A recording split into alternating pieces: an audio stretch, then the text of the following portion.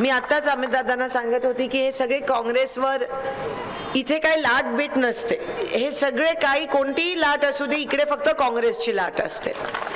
आणि अजूनही तुम्ही इंदिरा गांधीच्या सुकडीला विसरले. एकमेव प्रभाग असेल वॉर्ड जिकडे पुरुषांपेक्षा जास्त महिला येतात, कारण तुम्ही अजूनही इंदिरा गांधीच्या सुकडीला विसरला नाही आहात.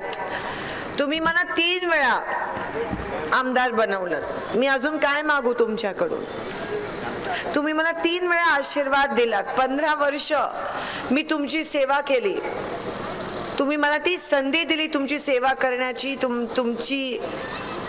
तुमची सेवा करण्यासाठी पण नशीब लागतं आणि ते मला मिळालं. पण आता तुमची ही मुलगी, तुमची ही लेक, तुमची बहीण एका मोठं युद्ध लढायला चालली आहे, लोकसभेची निवडणूक लढायला चालली आहे आणि तुमचा आशीर्वाद घ्यायला आले. कारण का ही लढाई फक्त माझी नाही आहे, ही आपल्या सगळ्यांची लढाई आहे. बाबासाहेबांनी दिलेलं संविधान बदलण्याचं जे कट कारस्थान करतायत त्यांच्या विरोधातली ही लढाई आहे. जे लोकशाहीला धोका पोचवून हुकुमशाही आणायचा प्रयत्न करतायत त्यांच्या विरोधातली लढाई आहे. ज्यांनी महागाई वाढवली, ज्यांनी 300 रुपयाची गॅसची टाकी 1200 रुपये केली त्यांच्या विरोधातली ही लढाई आहे. ज्यांनी रेशन दुकानामधला धान्यच घेऊन गेले, ज्यांनी रॉकेल बंद केलं, ज्यांनी माझ्या माता भगिनींची संजय गांधी निराधार पैशाची योजना बंद केली त्या लोकांच्या विरोधातली ती लढाई आहे. ज्यांनी माझ्या युवकांना बेरोजगार बनवलं, वन म्हणालेले 2 कोटी, आठवतं का?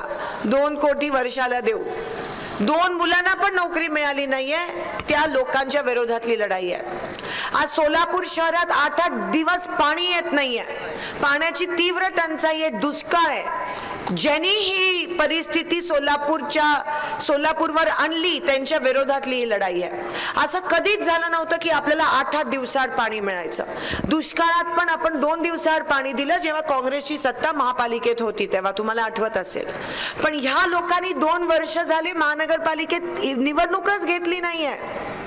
विचारा त्यांना का घेतली नाहीये. आज आपले नगरसेवक पण फिरत नाहीयेत. पाण्याचं नियोजनच नाहीये. बीजेपीला फक्त सत्ता पाहिजे होती, त्यांना तुमचं काम कधीच करायचं नव्हतं, त्यांना फक्त सत्तेची मजा घ्यायची होती. आपण 10 वर्ष भोगलं. 10 वर्ष काही लोकांनी त्यांच्या खासदारांना निवडून दिलं पण भोगावा आपल्याला लागलं. ना सोलापुरात विमानसेवा सुरू झाली. तीच विमानसेवा जेव्हा शिंदे साहेब खासदार होते, जेव्हा काँग्रेसची सत्ता होती तेव्हा विमान टेक ऑफ आणि लँडिंग होत होतं.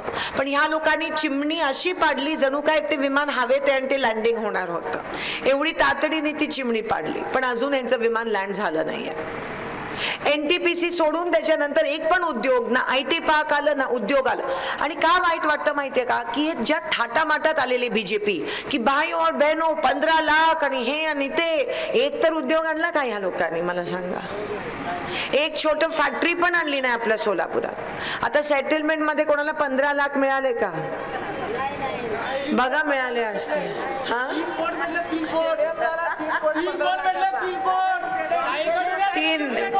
3 कोटीचं स्टेडियम झालं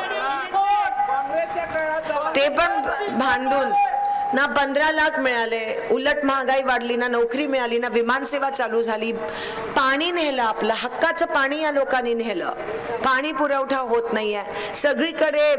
महापालिकेचं कोणी बघायला तयार नाहीये. MPSC UPSC ला द्यायला गेलं तर एवढे मोठे हजार रुपयाची फी मागतायत. आणि ह्यांनी सगळे ह्यांचे खाजगीकरण, ह्यांचे 5 ठेकेदार आहेत. आता एक दिवशी महाराष्ट्रच देतील गुजरातला चालवायला, ह्यांचा भरोसा नाहीये. आणि आता 400 पार हे काही नाहीये. 400 पार हे 150च्या वर जाणार नाहीये. आणि त्यांना भीती आहे त्या गोष्टीची. म्हणून त्यांनी अरविंद केजरीवालला एका रात्रीत अटक केली. म्हणून त्यांनी काँग्रेसचे सगळं खातं सील केलं आणि हेमंत सोरेनना एका रात्रीत अटक केली. काय दिलं आपल्या सोलापूरला मोदींनी? आणि त्यांचे पंतप्रधान त्यांचे ते काल फसवणीस आलेले देवेंद्र फडणवीस आणि काय म्हणाले की तुम्ही उमेदवाराकडे बघूच नका. म्हणजे अजून किती वेड्यात काढणार आहेत आपल्याला? अहो आपण चुकीचे उमेदवार निवडले, त्यांनी दिले म्हणून सोलापूरचं वाटोळं झालं आणि परत आपल्याला सांगतात उमेदवाराकडे बघू नका. म्हणजे ते खरंच त्यांना खरंच वाटतं की लोकांना वेड लागलाय का, की लोक मूर्ख आहेत. त्यांना ना लोकांची किंमत नाही राहिली आहे. बीजेपीला तुम्हाला अपमान करतायत, लोकांचा अपमान करतायत. माझ्या माता भगिनींचा अपमान करते बीजेपी. त्यांना खरंच ते एवढे हवेत आहेत, एवढे मगरूर आणि गुरमी आहे. आणि त्यांचा उमेदवार काय म्हणतो की आम्ही फक्त 8 दिवस येतो आणि लोक आम्हाला मतदान करते. आता तुम्ही त्यांना दाखवायची वेळ आहे. मला माहिती आहे सेटलमेंट नेहमी हाताला मतदान करतं, पण ह्यावेळेस वन साइड करायला पाहिजे. One side. एक पहिला दिला त्याला पण ओळखत नव्हते लोक, मग दुसरा दिला त्याला पण ओळखत नव्हते. त्यांच्याच पक्षाने त्यांना बदलावं लागलं, कारण का त्यांनी काय सत्ता असून सुद्धा काम केलं नाही. आणि दुसरा गेला, आता उपरा आलाय. म्हणजे किती म्हणजे तुमच्या मताची काही किंमतच नाही आहे. आता त्यांच्याबद्दल मला सेटलमेंटमध्ये बोलायचंच नाही, कारण का इकडे वोट जात नाही का. जातं 2-3 आहेत का करणारे.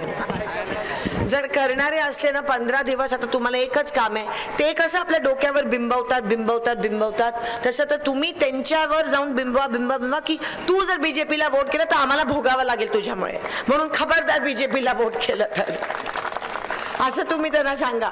एकाने पण जर बीजेपीला वोट केलं तर तुम्हाला धान्य मिळणार नाही. खरंच त्यांच्यामुळेच हे सगळी परिस्थिती आली आहे सोलापूरवर. म्हणून आपलं सोलापूर 20 वर्ष मागे गेलं आणि ह्यांना ना इलेक्शनचे मुद्दे सुचले नाही की मग जाती धर्मात तेढ निर्माण करण्याचा प्रयत्न करतात. तुम्ही बघा कसं करतात एवढ्या खालच्या पातळीला जाऊन. आज तर अमित भैया माझ्या फॉर्मवर पण या लोकांनी ऑब्जेक्शन घेतलं. उगाचच किती किरकोळ कारण, पण त्यांना जेव्हा दिसतं ना की लोकांचा सपोर्ट येत नाही तेव्हा हे असं खालच्या पातळीला जाऊन राजकारण करतात. मी त्यांना सांगितलं तुम्ही कामाचं बोला, मागच्या 10 वर्षात काय केलं सोलापूरसाठी ते सांगा. भलतच काहीतरी सांगत बसतात, उगाचच दिशाभूल करतात लोकांची. त्यांना लाईनवर आणावं लागतं. तुम्ही त्यांना खरंच तुम्ही आपटू शकता. त्यांना तुमच्यात आहे ती ताकद, लोकशाहीमध्ये ती ताकद तुमच्यात आहे. ते कुठेतरी कमी करायचा प्रयत्न करतायत तुमच्या ताकदीला. पण त्यांना दाखवा की काँग्रेस पक्षाची ताकद काय आणि सेटलमेंट आणि रामवाड्याची ताकद काय ते त्यांना तुम्ही आता दाखवून द्या. येणाऱ्या 7 तारखेला तुमच्या या मुलीला विसरू नका, हाताला मतदान करा. 7 मे अजून वेळ आहे. ही लढाई तुम्ही माझ्यासोबत नेहमी लढलाय. यावेळेस ही मोठी लढाई आहे, मोठं युद्ध आपल्याला लढायचं आहे. पण विजय तुमचा झाला पाहिजे, लोकशाहीचा विजय झाला पाहिजे. आणि मी तुम्हाला सोडून कुठेही जात नाही आहे. मी शेवटच्या श्वासापर्यंत तुमच्या सुखदुःखात सामील आहे आणि तुमची सेवा करणारे हे कधीच विसरू नका. फक्त ह्या वेळेस त्या बीजेपीला आणि ते अवधसाला त्यांची जागा दाखवा, एवढंच. आणि मी अवधसा का म्हणते माहितीये का, कारण का त्यांनी कोविडमध्ये आपलं ताटं वाजवायला सांगितली सगळ्यांना. मी नाही वाजवली. ताटं वाजवण्यावर आई काय म्हणते, अवधसा येते. तसंच हे झालंय बघा ह्या देशात. म्हणून आता त्यांना त्यांची जागा दाखवायची वेळ आली आहे, कारण का त्यांनी खरंच आपल्याला खूप त्रास दिलाय, आपलं नुकसान केलंय आणि सोलापूरचं वाटोळं केलंय. आता खरंच बदला घ्यायची वेळ आली आहे. हाताला मतदान करून आपण लोकशाही पद्धतीत बदला घेतो. हाताला मतदान करून तुमच्या या लेखीला पुन्हा एकदा तुमची सेवा करण्याची संधी लोकसभेत द्या, अशी मी तुम्हाला हात जोडून विनंती करते. एबीपी माझा, उघडा डोळे बघा नीट.